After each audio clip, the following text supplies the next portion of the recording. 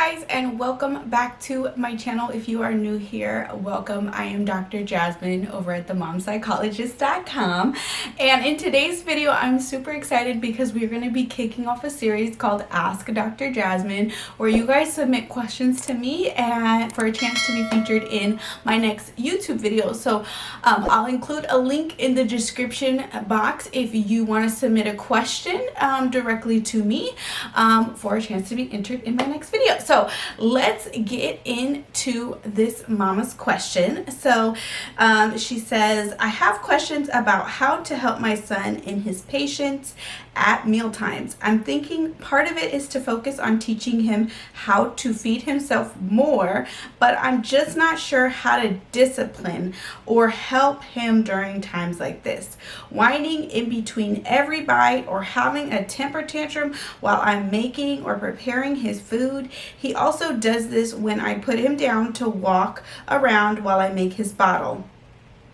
Another thing is like helping him verbalize. I've tried to teach him how to say and sign more, but he just whines and cries until I get more food for him. Any tips? Okay. And she also adds that her son is 15 months old, which is an important detail.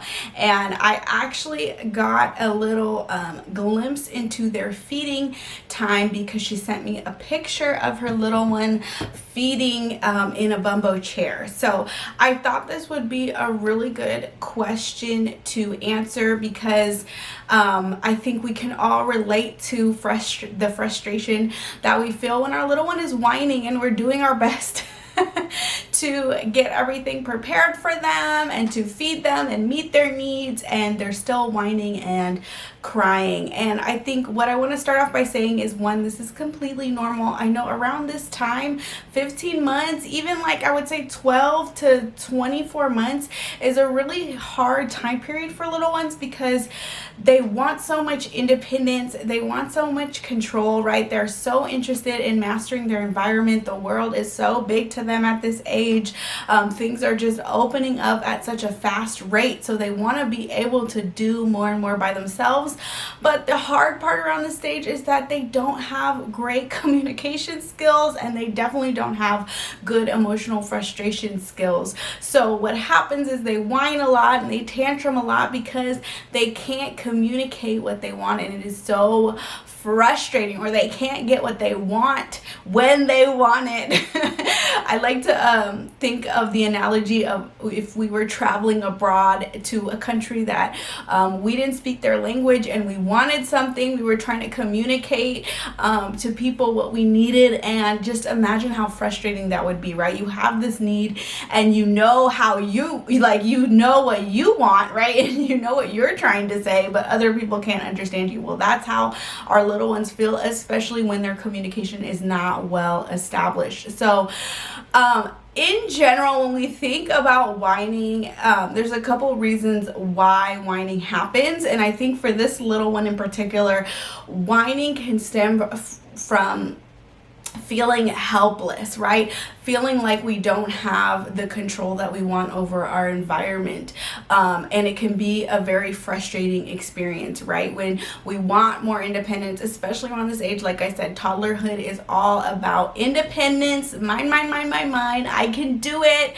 And so whining can stem from feeling very frustrated, feeling like they don't have enough power, right? We all have a basic need and a healthy need for power and feeling like we can master our environment and have influence over our environment. So I have a suspicion that this little one's whining comes from that powerlessness. So I would say, and she kind of hinted to this in her question, that she was thinking about this when she said, I'm thinking part of it is to focus on teaching him how to feed himself. And yes, mom, when we come across whining, I think one great question to ask ourselves is, okay, how can I give my little one a little bit more power? If that's what I'm sensing they're craving, how can I let them have more independence over this process? So yes, I would recommend sitting them up on a high chair instead of the bumbo chair, so that he can control the pace at which he eats, what he eats, how much he eats.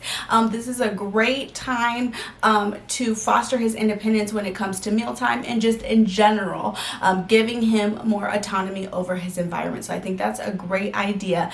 Definitely foster more independence and let him eat on his own.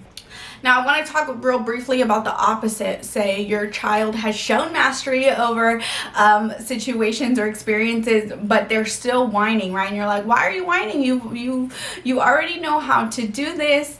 So that could be that their basic needs are not met, whether that's they're really tired, they're really hungry, or maybe they need a little bit more TLC or connection from us.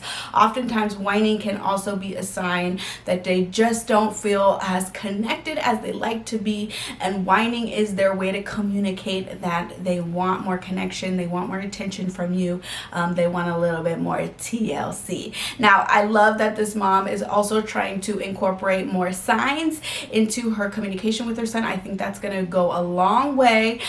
Even if he's not able to do the signs like more, this is more, for example, even if he's not able to do it, he will understand what you're trying to convey. And I think just over time, as his communication strengthens and he learns more words to communicate his needs, you'll see that whining go down. But what you can do now is just like what you're doing, focus on modeling it and using those words. So if he's whining, you can say, oh, it sounds like you're hungry. Yeah, you're hungry. You want more food. More food, please. More food, please, right? So you'll give them the words to try to express their communication and let them know. I mean, this does two things. It lets them know that you know what they need, right? But it also models for them how to communicate their needs. So you can do this throughout the day, right? Try to anticipate what he's trying to say and then say those words and model what it looks like to ask, right? So more please, or outside please, or space please, or hug please, right? Whatever it is, you can just use that one word and then please.